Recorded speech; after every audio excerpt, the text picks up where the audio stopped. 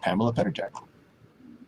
I didn't join scouting directly, but I looked into merit badges having to do with technology and electronics, and I just admired that it was about a form of education, educating you, because not all education comes in school. A lot of useful things in life come other places, and I admired that. Over time, of course, I've sent many congratulations to Eagle Scouts, and I've even attended at least one Eagle Scout induction ceremony, maybe two, and I realize how important that is.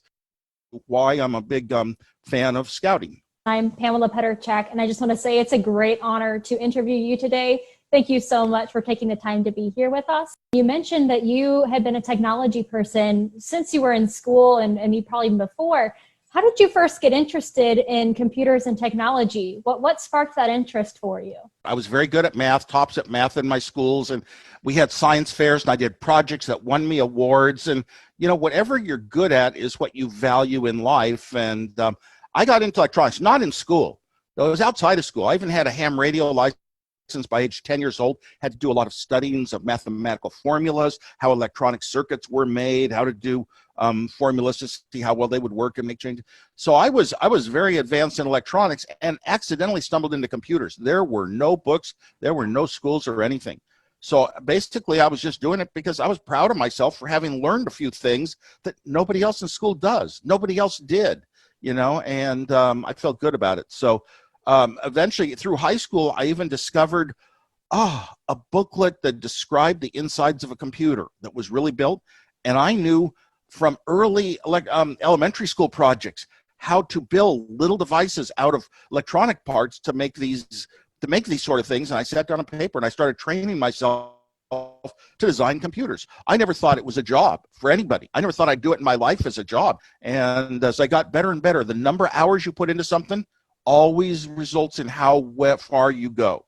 Hours, the time you put in, never, there's nothing more important than that. And I just put in constant time every weekend trying to design computers on paper, just for fun. But eventually, before high school was over, I told my dad, I'm going to own a big enough computer to be useful. It was a 4K Data General Nova computer. I'm going to own one in my life. I'm just going to figure out how I would make a computer.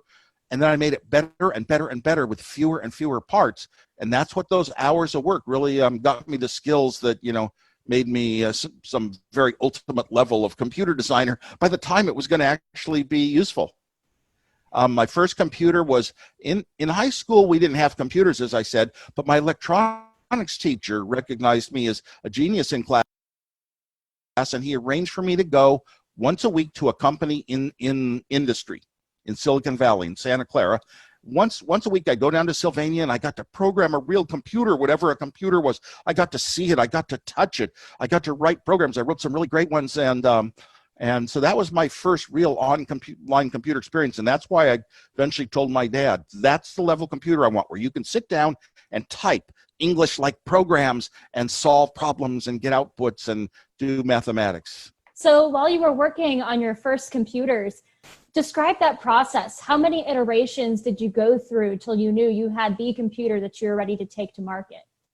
I never once thought about starting a company, having a product for a market. Never once. All I thought about was my head, was what I was creating.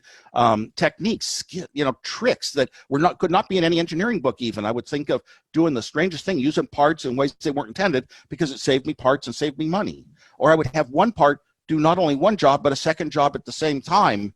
And so it was more of a game. And I would do it pretty much every weekend in my little bedroom in my home. I didn't do it with parents or anyone. Although my father was an electrical engineer, he wasn't that much into computers. I would sit down just on paper and try to work it out. I'd go to sleep dreaming.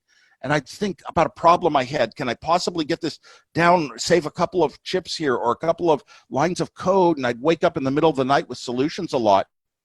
And that actually became a standard part of my life. I would deliberately do it when I had stumbling blocks.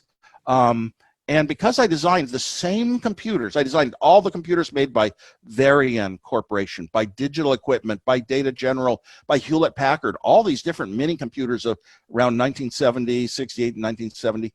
I would design them over and over, trying to make my designs better and better, looking up chip manuals and figuring out new chips and way to use chips in ways they weren't intended.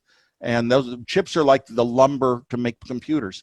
So it's like I don't call that iterations. Everything you did was learning. I also did a lot of projects leading up to Apple, and I wanted fun to come to computers, and I didn't do it to start a company. My first computer, I would just show off at the Homebrew Computer Club. My friend Steve Jobs wasn't even around, didn't even know about it. And I would take it down and I'd show it off and I'd pass out my designs, because I felt if you've done something good, and there's a lot of other people wanting their own computers at this club, and they're talking about a future and we're going to start a revolution, I wanted to help that revolution start. So I gave away my designs, helped other people build my computers before Steve Jobs even saw what I'd come up with. So it's, it's a lot of that. You do it on yourself. But one important thing is I like seeing a lot of different things. When you go to university, what you study. I say, well, you can study computer science and it's just programming, or you can study electronics and it's just hardware engineering. But really, I took what some universities now have, they call it computer engineering. You learn the hardware and the software, the whole piece that does the whole job. And so that leads to a really good topic of education, as you were kind of heading towards. What do you recommend that young people who are considering careers in computers, technology, or just any field of STEM in the industry, what would you recommend to them to help them get started? Make sure it's in your heart. Make sure it's something you want to do. Don't just head towards a degree because, it sounds sort of okay. No, you've got to say, I want to be really one of the best in the world at it. I want to do a little. Now, when I was in school, in mathematics, we'd be assigned problems, the odd problems up to number 37 in a chapter. I would sit down. I would work all 50 problems, even and odd. I'd work them all. It was just a love of knowing how, if you can solve part of them, you can solve them all. And putting the extra time in just made me better and better at it. So you might always consider that throughout your life for anything that involves learning. Now, I grew up thinking that education in schools were the most important thing. My teachers were smart people, adults that were helping me advance and get somewhere in the world. So I'd eventually be able to have enough knowledge to get a job, to have money coming in, to buy a house maybe and have a family. This was education was so important of a value to me that I was in about 6th grade, and I told my dad, when I grow up, I want to be an electrical engineer like you are. And I said, second, I want to be a 5th grade teacher like Miss Scrack. Teachers were that important. And to this day, I value education so much. My wife was a teacher for a long time. Then she joined Apple Education out in the Midwest. And so we're a big Apple education oriented family. As a matter of fact, the very first Apple I that we were actually going to produce, Steve Jobs and I, as a company, I drove him up to visit a woman who would roll computers into elementary schools and show elementary school kids how you could type things and play a game on a computer, for example, and explain how the computer works inside. And on the way back for 2 hours, I pleaded with Steve Jobs to give our very first Apple I to this woman, Liza Loop, and Steve wouldn't do it. So he made me buy it for $300. I did, and I gave it to her. The very first Apple I went to a teacher. That's how much I care about education, I noticed you talked a lot about Apple and the evolution of your company. What were some successes or challenges that you faced when you were starting your own business? Well, you know what? It's really funny. This was a case where actually every project in my life, I didn't have those failures you always hear about. And I thought of projects, and every single one, I accomplished them with A+ jobs. And this was true of Apple. Now, we started our company with a computer that was the most incredible arcade machine at the same time. And that was the key to getting the home market. We were so many years ahead of the competition. It was going to take them a couple of years just to be able to get color onto a TV. So we didn't really have too many obstacles. We knew we were the head of starting a revolution where maybe every house someday would have computers. We had to have believers. We had to raise some money, though. Once we knew we were going to be able to sell 1,000 computers, Steve Jobs had no money, no savings account. I had no money, no savings account. We had no rich relatives. How were we going to start this company? And a person who was fairly young but had retired from the computer rat race at Intel, he'd retired and he was looking around for things to do in electronics, ways to invest his money. And he came to believe that this was going to be the next big thing, the big topic of products and all that in the country. So he invested enough money to build the 1,000 computers and all. His name was Mike Markkula, and he was the adult, and he taught 2 youngsters, myself and Steve Jobs, here's how you start a company, here's who you hire, here's what a president does, here's what an accounting person does, here's what an operations person does, here's how you have to think about facility. He really he set up the whole company, and he also preached a lot of the values of marketing and taught Steve Jobs a lot about marketing. Steve learned very, very fast. So, don't think you can do everything yourself just because you have a neat idea. And don't try to start a company without the engineers and say, I can write down a description of what I'm going to build on paper, and I'll go out and I'll raise money from venture capital, and then we'll find some engineers to hire somewhere in the world. That's not the way to think. Engineers are so clever at solving problems their entire life, problems that have a lot of complexity or a lot of math, and engineers will think of how to make your product ideas better than they are before you go to pitch them and sell them. But where do you think we'll be in the next 5 to 10 years? What's on the cusp of happening? What's next? Good. I'm glad you didn't say 100 years, 50 years. Nobody can, that's just futuristic stuff. You can make it sound interesting.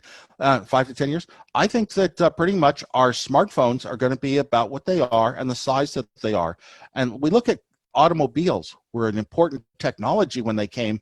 And, for 150 years, they've pretty much been about the same size, used for the same purposes, and they were kind of similarly. And cars didn't go off and into all, they were kind of constrained. They didn't just go flying off into, we have, some people like to talk about computer technology. You could just think thoughts and they will happen. And I don't believe that at all. I just studied the mind a lot. You'd have to ask psychologists, not futurists, for the better idea on whether that sort of thing could happen. And they can get tinier and tinier. Yeah, my favorite technology right now is my Apple Watch, because that watch, I can do everything on it. I can forget my phone and do most of the things I ever need to do in my daily life with just a smaller device. So yeah, all through time, technology has shrunk, gotten smaller, but I'm sort of indicating we're kind of at the limits. And for a decent viewing screen, being able to do everything, the smartphone of today, it comes in various sizes, even up to tablets, is what we're going to still have in 5 to 10 years. Thank you very much. Thank you for your time. This was an absolute pleasure and an honor. And I'm going to go ahead and pass this back to our professional staff.